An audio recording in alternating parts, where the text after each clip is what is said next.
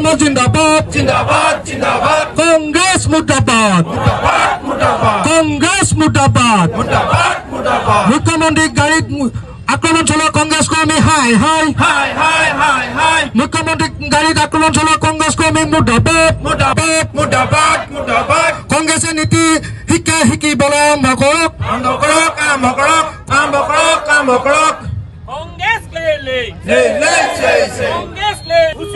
হুঁচিয়াৰ হুঁচিয়াৰ মুখ্যমন্ত্ৰী ডাঙৰীয়া যোৱাকালি গোলাঘাট ভ্ৰমণ কালত কংগ্ৰেছ কৰ্মীসকলে তেখেতৰ ওপৰত যে হিংসাত্মক আক্ৰমণ আৰম্ভ কৰিলে আমি আজি ঐতিহাসিক শিৱসাগৰ জিলাৰ এই দলমুখ চাৰিআলিৰ পৰাই এই হিংসাত্মক ঘটনাক তীব্ৰভাৱে নিন্দা জনাইছোঁ, ধিক্কাৰ জনাইছোঁ, গৰিহণা দিছোঁ।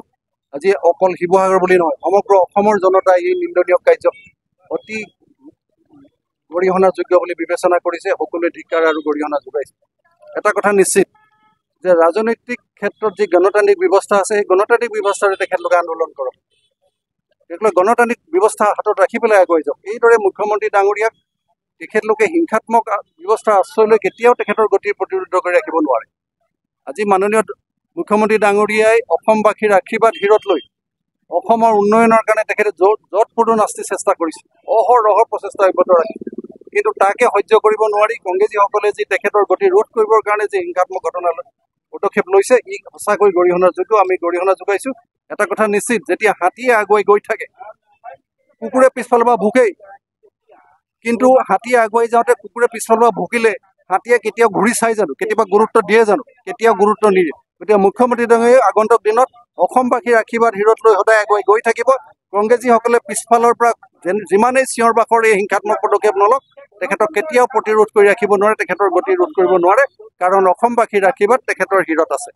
গতিকে আমি এই কংগ্ৰেছীসকলৰ এই যি নিন্দনীয় কাৰ্য, তাক আমি তীব্ৰ ভাষাৰে গৰিহণা দিছোঁ আৰু ধিক্কাৰ জনাইছোঁ। আমি এই কাৰ্যসূচী এতিয়া সফল কৰি তুলিবৰ কাৰণে আমি ভাৰতীয় জনতা পাৰ্টী শিৱসাগৰ জিলাৰ সন্মানীয় সভাপতি ইটুবৰ ভাৰতীয় জনতা যুৱ মৰ্চা শিৱসাগৰ জিলা সমিতিৰ সন্মানীয় সভাপতি সন্দীপ গগৈ ডাঙৰীয়াক দুআষাৰ ভাৰত মাতা কি ভাৰতীয় জনতা যুৱ মৰ্চা শিৱসাগৰ জিলা সমিতিৰ আহ্বানত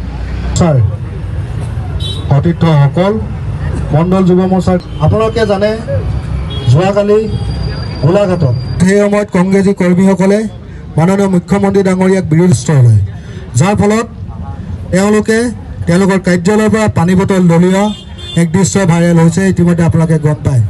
চৰকাৰ গঠন কৰা সপোন দেখাৰ আগত তেওঁলোকৰ নিজৰ কৰ্মীসকলক শিষ্টাচাৰ শিকাওক, নীতি নিয়ম শিকাওক। বাবু কৰি আমাৰ উন্নয়নৰ যি যাত্ৰা বা উন্নয়নসকলক নিন্দা প্ৰকাশ কৰিছোঁ আৰু অসম পুলিচক এটা আহ্বান জনাইছোঁ, কঠোৰতম